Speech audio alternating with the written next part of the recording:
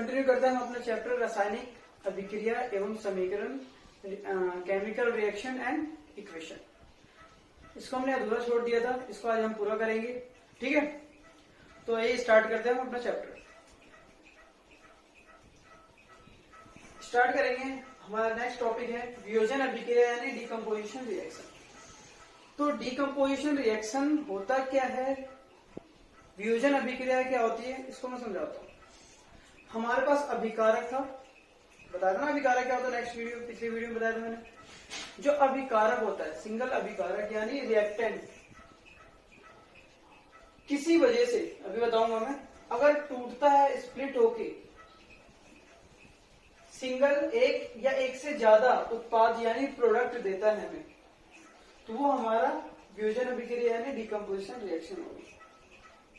Definition में लिख दी है कि मान लो कोई कंपाउंड है, वो स्प्लिट होकर सिंपल सब्सटेंस में टूट जाता है। जैसे यहाँ पर 3 सब्सटेंस दिख रहे होंगे आपको, टूट गया, तो ये टूट रहा है ना, स्प्लिट हो रहा है, इसलिए इसको क्या कहेंगे हम, वियोजन अभिक्रिया यानी डिकम्पोजिशन रिएक्शन। संयोजन अभिक्रिया से अलग कैसे है, ये जो हमने पढ़ा था ना कॉम्बिनेशन रिएक्शन से अलग कैसे, वहां पर जुड़ रहे थे, वहां पर जुड़ रहा था और कुछ नया बन रहा था। यहाँ पर क्या हो रहा है, अलग हो रहा है, तो इसलिए इसको डिकम्पोजिशन यानी वियोजन अभिक्रिया कहेंगे। इसके 3 एग्जाम्पल मैंने यहाँ लिए हैं, इसको समझाने के लिए।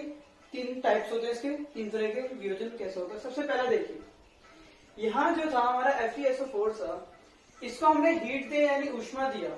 ऊष्मा देते ही ये जो हमारा रिएक्टेंट है अभिकारक है, 3 सब्सटेंस में टूट गया। 3 उत्पाद दिए थे, 3 प्रोडक्ट दिए, तो ये कौन सी अभिक्रिया हुई, हाँ वियोजन यानी डिकम्पोजिशन रिएक्शन। लेकिन किस टाइप का हुआ, तो यहाँ पर हमने हीट दी है ना, ऊष्मा दिया है, इसलिए इसको थर्मल डिकम्पोजिशन यानी ऊष्मीय वियोजन अभिक्रिया कहते हैं इसको। ऊष्मा से हुआ ना, हीट से, इसलिए। नेक्स्ट है हमारे यहाँ पर, ये हमारा एक सिंगल रिएक्टेंट है, ठीक है, अभिकारक है। इसमें हमने विद्युत धारा, करंट, बिजली, विद्युत धारा यानी इलेक्ट्रिक करंट सप्लाई किया इसके अंदर हमने।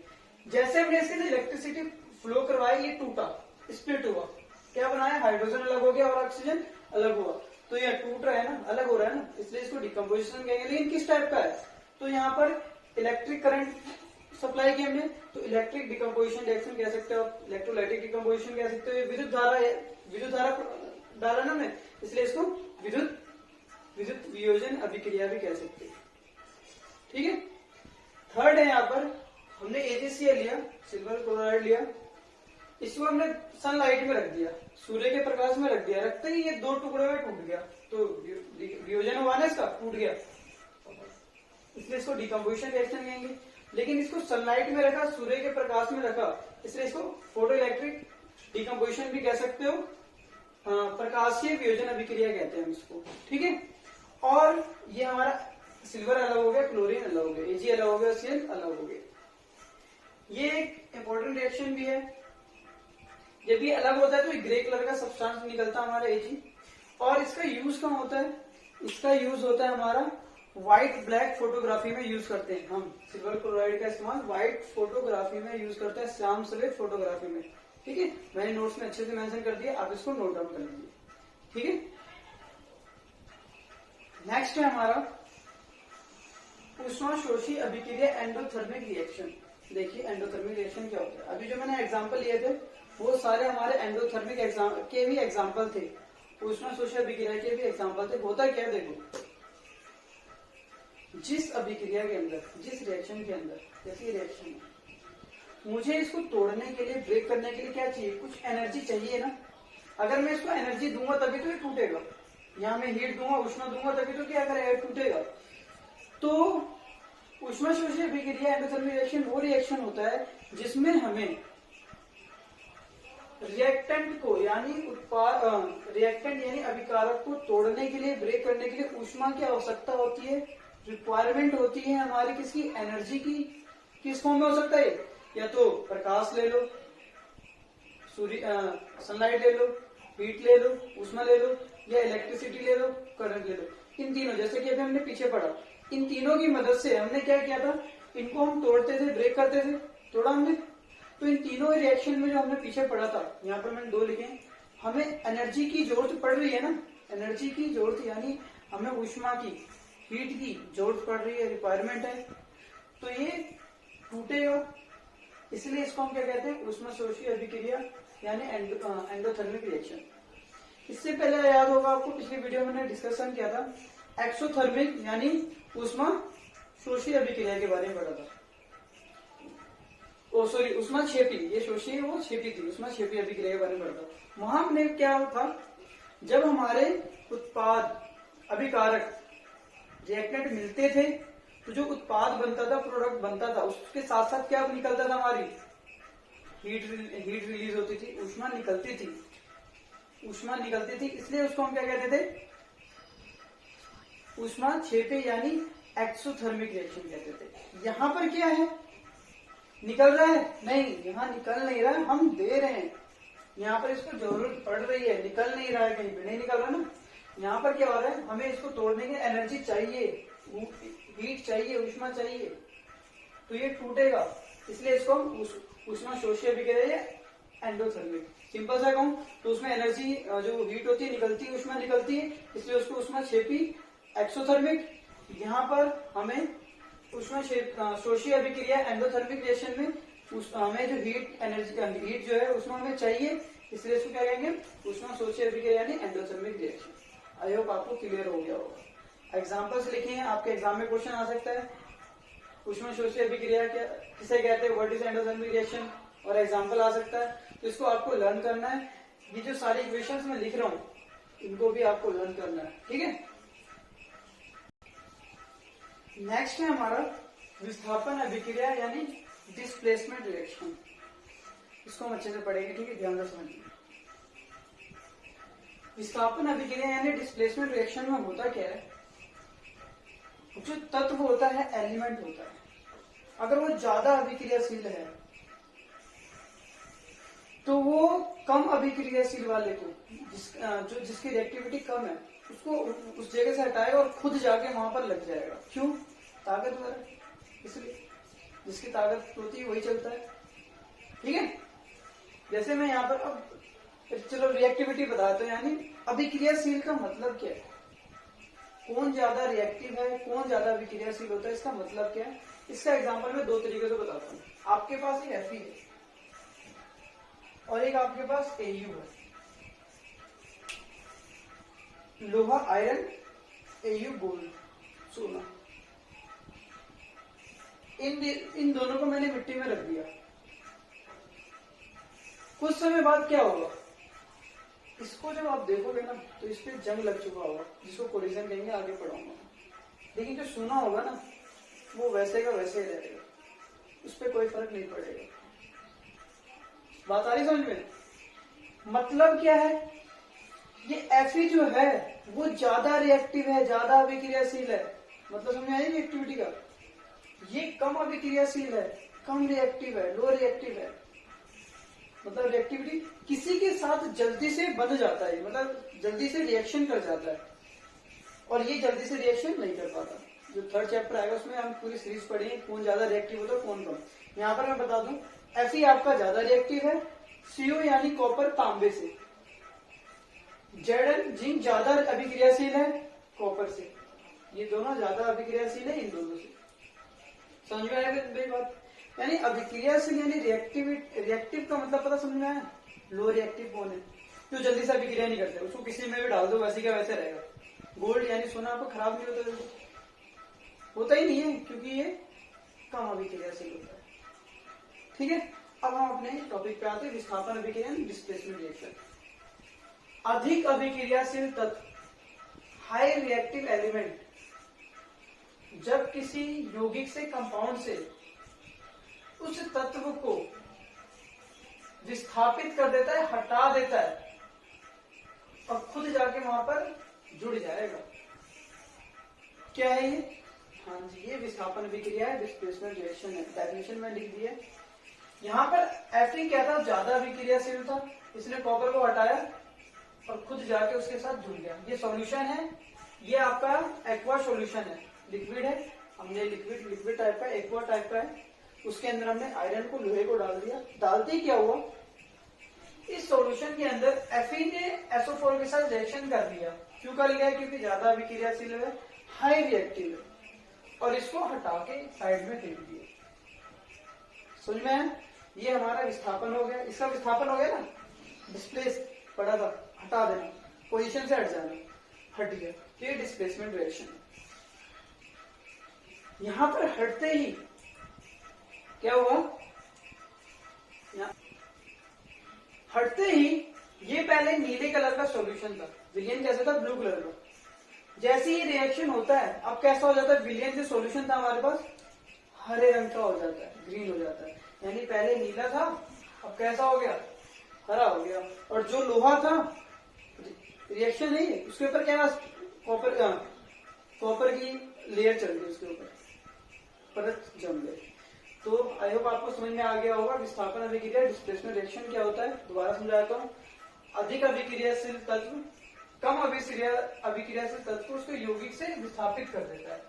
हाई रिएक्टिव मेटल कंपाउंड को एलिमेंट को उसके कंपाउंड से डिस्प्लेस कर देता है। ठीक है, यहाँ एक और एग्जांपल है, यहाँ ZN ज्यादा अभिक्रियाशील है, हाई रिएक्टिव है, ये कॉपर को क्या करेगा, हटा देगा और खुद जाके उसके साथ रिएक्शन कर लेगा। नेक्स्ट है आपका द्विविस्थापन अभिक्रिया यानी double displacement reaction. Double displacement मतलब दो बार, डी यानी दो बार, डबल यानी दो बार, नाम से ही पता चल जाएगा दो बार। इस अभिक्रिया में क्या होता है, आयनों का आदान प्रदान होता है, आयन्स, नाइन्थ क्लास में पढ़ा था, आयन्स पढ़ा था, exchange of ions between elements, तो कंपाउंड्स। यहां पर ये दो कंपाउंड से यौगिक है, इनके बीच क्या होगा, आयनों का आदान प्रदान होगा और ये नए उत्पाद यानी प्रोडक्ट बनाएंगे आपके। ये जो विस्थापन अभिक्रिया है, इनकी अभिक्रिया में अभिकारकों के बीच आयनों का आदान प्रदान होता है, यानी जो रिएक्टेंट्स होते हैं उनके बीच में एक्सचेंज ऑफ आयन। देखो हुआ क्या, जो सोडियम है प्लस चार्ज, ये माइनस, ये प्लस और ये हुआ क्या, प्लस जाके इस माइनस के साथ रिएक्शन कर गया, ये प्लस इस माइनस के साथ, ये प्लस है और ये माइनस है, ये इसके साथ रिएक्शन कर गया और इसने ये बढ़ा दिया, ये प्लस इस माइनस के साथ, इसका प्लस का आयन था, इसका माइनस का आयन था, इन्होंने रिएक्शन कर लिया आपस में, ये माइनस का आयन था, इस पे प्लस का आयन था, इन्होंने आपस में रिएक्शन कर लिया, आयनों का आदान प्रदान हुआ, एक्सचेंज हुआ, इसलिए इसको हम क्या कहेंगे, द्विविस्थापन अभिक्रिया, डबल डिस्प्लेसमेंट रिएक्शन। और देखो यहाँ पर दो हो रहा है, यहाँ पर Na भी अपनी जगह से हट रहा है और यहाँ से Cl, यहाँ देखो Na यहाँ से हट रहा है और Cl भी हट रहा है, दो, ऊपर में सिर्फ एक थे, यहाँ पर दो हट रहे हैं अपनी जगह से, डबल, इसलिए इसको द्विविस्थापन अभिक्रिया यानी डबल डिस्प्लेसमेंट रिएक्शन कहेंगे। क्वेश्चंस कैसे आएंगे, आपके एग्जाम में क्वेश्चन दे देगा इस तरह का, पूछेगा बताओ किस तरह का रिएक्शन है, तो आप लिख दोगे द्विविस्थापन अभिक्रिया है। आपको ये दे देगा एग्जाम में, पूछेगा बताओ किस तरह का रिएक्शन है, तो ये विस्थापन अभिक्रिया और डिस्प्लेसमेंट रिएक्शन हो गया। इसी तरह डेफिनेशन भी पूछ लेता है कि द्विविस्थापन अभिक्रिया की डेफिनेशन या डबल डिस्प्लेसमेंट रिएक्शन की डेफिनेशन क्या है, एग्जाम्पल बताओ। तो इस तरीके से आपको सारी चीज समझना पड़ेगा, पहचानना पड़ेगा, ताकि एग्जामिनर जब आपको इक्वेशन लिख के दे, समीकरण लिख के दे, तो आप देख के बता दो हाँ इसमें कोई टूट रहा है, वियोजित हो रहा है, डिस्प्लेस हो रहा है, डिकम्पोज हो रहा है, या कोई जुड़ रहा है तो संयोजन यानी कॉम्बिनेशन रिएक्शन हो रहा है। ये सारी चीज, ऊष्मा निकल रही है, ऊष्मा ले रही है, इन सब चीजों को आपको अंडरस्टैंड करना पड़ेगा, समझना पड़ेगा। ठीक है, नेक्स्ट देखते हैं। नेक्स्ट है हमारा उपचयन, ऑक्सीडेशन, अपचयन, रिडक्शन। इनके बारे में अच्छे से पढ़ेंगे क्योंकि एग्जाम में आता ही आता है। हर किसी क्वेश्चंस में ये आपको इक्वेशन जरूर मिलेगी और पूछा जाएगा ऑक्सीडेशन हो रहा है, रिडक्शन हो रहा है, क्या करके मैं बताता हूँ आपको, ध्यान दो। नोट्स में मैंने लिखे दो बार, दो पॉइंट्स। अगर ऑक्सीजन आ रहा है और हाइड्रोजन जा रहा है, ऑक्सीजन ऐड हो रहा है और हाइड्रोजन रिड्यूस हो रहा है, रिमूव हो रहा है, तो हमारा होगा उपचयन यानी ऑक्सीडेशन। बात क्लियर है? ठीक। अपचयन यानी रिडक्शन, इसका अपोजिट, उल्टा। हाइड्रोजन आ रहा है, ऑक्सीजन जा रहा है, उसका उल्टा। अपचयन यानी रिडक्शन। क्या? एग्जाम्पल के थ्रू और अच्छे समझते हैं। देखिए, यहाँ कार्बन के साथ कुछ है नहीं, ये बेचारा अकेले है।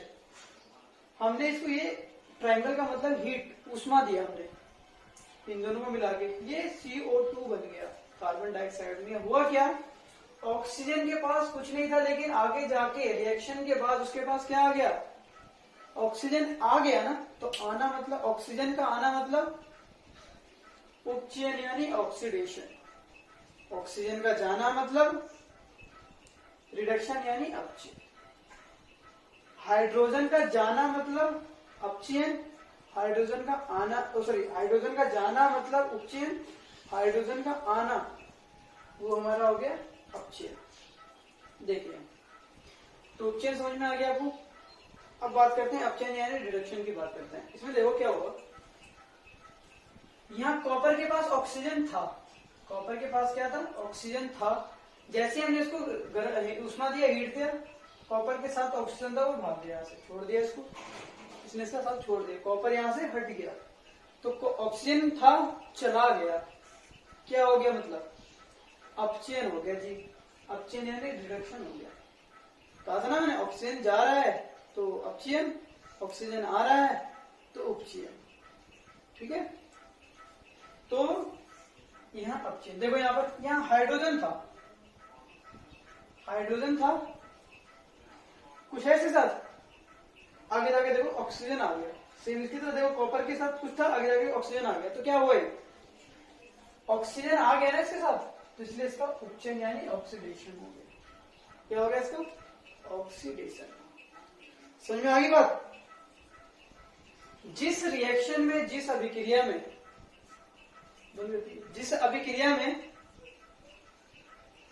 उपचयन और अपचयन, ऑक्सीडेशन और रिडक्शन दोनों होता है, यानी एक अभिकारक तो अपचेत हो रहा है, एक रिएक्टेंट तो क्या हो रहा है, रिडक्शन हो रहा है इसका, और दूसरे रिएक्टेंट का अभिकारक का क्या हो रहा है, उपचयन हो रहा है यानी ऑक्सीडेशन हो रहा है। दोनों हो रहा है ना इसमें, अपचयन उपचयन दोनों, ऑक्सीडेशन रिडक्शन दोनों हो रहा है ना। इसलिए इस तरह के रिएक्शन को रेडॉक्स रिएक्शन कहते हैं। क्या कहते हैं, रेडॉक्स रिएक्शन यानी रेडॉक्स रिएक्शन, रेडॉक्स अभिक्रिया कहते हैं उसको, जिसमें अपचयन भी हो और उपचयन भी हो। और अच्छे से समझने के लिए मैंने एक और एग्जांपल लिया, आप ध्यान दीजिए, आपके नोट्स में बहुत सारे एग्जांपल दिए मैंने, समझना उसको। यहाँ देखो हाइड्रोजन वाला केस था, इसलिए मैंने ले लिया ताकि आपको हाइड्रोजन वाला केस भी समझ में आता है। देखो यहां S के साथ H है, हाइड्रोजन चला गया जी, हाइड्रोजन चला गया। तो हाइड्रोजन जाने का मतलब क्या बताया था मैंने, उपचयन बताया ना। तो हाइड्रोजन चला गया यानी इसका उपचयन हो गया, ऑक्सीडेशन हो गया। इसमें देखिए SO2, इसके साथ ऑक्सीजन था, जब ये यहां नहीं जाएगा, सॉरी ये भी यही रहेगा, ठीक है। यहां S के साथ ऑक्सीजन था, लेकिन बाद में क्या हो गया, ऑक्सीजन चला गया। तो ऑक्सीजन चला गया ना, यानी इसका क्या हो गया, अपचयन यानी रिडक्शन हो गया। ठीक है, तो आई होप आपको समझ में आ गया होगा उपचयन, ऑक्सीडेशन, रिडक्शन, अपचयन, रेडॉक्स अभिक्रिया, रेडॉक्स रिएक्शन क्या होता है। ठीक है, अगर आपको जरा सा भी डाउट हो तो थोड़ा सा बैक जाइए और दोबारा इस चीज को समझिए। ठीक है, आपका डाउट क्लियर हो जाएगा। नेक्स्ट देखिए, नेक्स्ट टॉपिक है हमारा संक्षारण यानी कोरिजन। समझते हैं कोरिजन यानी संक्षारण। आपने जंग लगते हुए देखा लोहे को, आयरन को, बस वही है। समझते हैं, जब हमारा मेटल कांटेक्ट में आता है मॉइस्चर के, एसिड के, तो वो उसके साथ रिएक्शन कर लेता है, और रिएक्शन करने के बाद क्या हो जाता है, क्लोराइड हो जाता है, जिसको हम क्या कहते हैं, कोरिजन कहते हैं। ठीक है, जब हमारी धातु नमी अम्ल के संपर्क में आती है तो उसके साथ अभिक्रिया करके क्या करती है, उसके ऊपर जंग लगता है। इस प्रक्रिया को ही हम क्या कहते हैं, संक्षारण कहते हैं। ठीक है, जैसे मैं आपका एग्जाम्पल लेता हूँ, आपने नोट्स में लिख दिया मैंने 2 एग्जाम्पल, आपके एग्जाम में पूछा गया था पिछले साल। कि जो हमारा सिल्वर होता है, जो हमारा सिल्वर होता है, चांदी पर सुना होगा, कुछ समय बाद काली हो जाती है यानी ब्लैक हो जाती है। ऐसा क्यों होता है? ये क्वेश्चन आया था एग्जाम के अंदर, तो ध्यान से सुनिए, ठीक है। जो हमारी सिल्वर होती है, जब वो रिएक्शन करती है, हमारे इन्वायरमेंट के अंदर पहले से मौजूद है हाइड्रोजन सल्फाइड मौजूद है ना, हाइड्रोजन सल्फाइड। जब ये इसके साथ रिएक्शन कर जाती है तो ये H2S प्लस हाइड्रोजन बनाती है, जिसमें ये जो चीज है सिल्वर सल्फाइड, इसकी वजह से जो हमारी चांदी होती है, सिल्वर सल्फाइड की वजह से ही हमारी जो चांदी होती है सिल्वर, वो क्या हो जाती है? ब्लैक हो जाती है। ये एग्जाम में आता है, आपको सिर्फ इतना ही लिख के आना है, रिएक्शन नहीं पूछेगा, लेकिन फिर भी आप रिएक्शन पढ़ ले, क्या पता आ जाए एग्जाम में, ठीक है। नेक्स्ट है कॉपर यानी तांबा। ग्रीन कलर का हो जाता है, हरे कलर का हो जाता है संक्षारण की वजह से, कोरिजन की वजह से। ऐसा क्या होता है कि वो ग्रीन हो जाता है, हरा हो जाता है? तो समझिए इस चीज को क्या होता है। हमारा कॉपर हमारे इन्वायरमेंट में पानी है, पर्यावरण में कार्बन डाइऑक्साइड है, ऑक्सीजन है। जब ये तीनों इसके ऊपर अटैक करती है, रिएक्शन करती है, तो ये क्या बना देता है? कॉपर हाइड्रोक्साइड या कॉपर कार्बोनेट बना देता है, जिस वजह से जो हमारे कॉपर यानी तांबा जो होता है वो हमारा हरे कलर का हो जाता है। आपको एग्जाम में पूछेगा तो आपको सिर्फ इतना लिखे, ठीक है। ये तो एग्जांपल थे, वेरी इंपॉर्टेंट एग्जांपल है, इसको लर्न कर लेना कि जो हमारी सिल्वर होती है ब्लैक कैसे हो जाती है चांदी, कॉपर तांबा हमारा हरा कैसे हो जाता है, इसको याद कर लेना। संक्षारण क्या होता है समझा दिया मैंने। बचाया कैसे जा सकता है इनको, हम अपने जो आयरन मेटल्स है उनको सेफ कैसे रख सकते हैं? तो कुछ ना कुछ प्रोसेस तो है। हाँ जी हाँ, बिल्कुल है। पहले आप उसका गैल्वेनाइजेशन कर सकते हैं, यानी ये सब लेपन कर सकते हैं। अब ये होता क्या है, देखो, स्टील या आयरन जो हमारे पास धातु मौजूद है, लोहा मौजूद है, हम उसके ऊपर क्या करते हैं? जिंक की लेयर चढ़ा देते हैं। क्या करते हैं? जिंक की परत चढ़ा देते हैं आयरन के ऊपर यानी लोहे के ऊपर। तो जिंक की परत को चढ़ाना, आयरन की जिंक की लेयर को चढ़ाना है किसके ऊपर? लोहे के ऊपर, आयरन के ऊपर ही। ये हमारा गैल्वेनाइजेशन यानी ये सब लेपन होता है। इससे क्या होता है? जो हमारा आयरन होता है वो खराब होने से यानी कोरिजन यानी संक्षारण होने से बच जाता है। फिर आप पेंट कर सकते हो, बहुत सारे तरीके मैंने लिख दिए नोट्स में, इसको याद कर लेना किस तरीके से हम संक्षारण यानी कोरिजन को रोक सकते हैं। नेक्स्ट है हमारा विकृत गंधिता यानी रेंसिडिटी। क्या होता है देखो, देखा होगा आपने, जो हमारा फैटी या ऑयली मटेरियल होता है, फूड आइटम हो गया, खाने पीने का सामान जो तेली हो या वासा युक्त हो, तो कुछ समय अगर इसको छोड़ दो एनवायरनमेंट में, ऐसे नेचर में छोड़ दिया जाता है, तो क्या होता है? खराब हो जाता है, उसमें से स्मेल आने लग जाती है। जी हाँ, इसी को हम विकृत गंधिता यानी रेंसिडिटी कहते हैं। होता क्या है? जो हमारा तेलीय सब्सटेंस मटेरियल होता है ऑयली, ये करता क्या है? ऑक्सीजन से अभिक्रिया कर लेता है, ऑक्सीजन से रिएक्शन करता है, अभिक्रिया करने के बाद उपचयन हो जाता है, ऑक्सीडेशन हो जाता है। इसका ऑक्सीडेशन क्यों होता है? मैंने बताया ना, ऑक्सीजन जुड़ रहा है ना, आ रहा है। तो ये जो सब्सटेंस होते हैं हमारे ऑयली पदार्थ होते हैं खाने पीने की, इसमें क्या ऑक्सीजन के साथ ये अभिक्रिया करते हैं, रिएक्शन करते हैं, जिस वजह से इनका उपचयन हो जाता है यानी ऑक्सीडेशन हो जाता है। इसी प्रोसेस को हम क्या कहते हैं? विकृत गंधिता या रेंसिडिटी आप कह सकते हो। समझ में आ गया? अब बात करते हैं हम इसको कैसे बचा सकते हैं। तो हम फ्रीज का इस्तेमाल करते हैं बचाने के लिए, खराब नहीं होता। हम लिख रखा है नोट्स में, देखिए प्रतिऑक्सीकारक लिखा है, एंटीऑक्सीडेंट यूज करते हैं।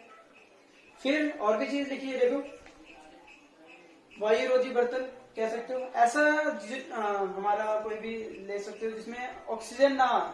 अगर ऑक्सीजन नहीं आएगा ना तो आपका जो फूड है, खाना है, वो खराब नहीं होगा। आपने देखा होगा कुरकुरे चिप्स वगैरह की जो पैकेट्स होती है, कितने दिन तक दुकानों पर पड़े रहते, क्या वो खराब होती है? नहीं होती। क्यों नहीं होती खराब? क्या उसमें ऑक्सीजन होगा? उसमें ऑक्सीजन नहीं होगा, क्योंकि अगर ऑक्सीजन होगा, मैंने बताया, ऑक्सीजन अगर आते ही कांटेक्ट में वो चीज खराब होने लग जाती है।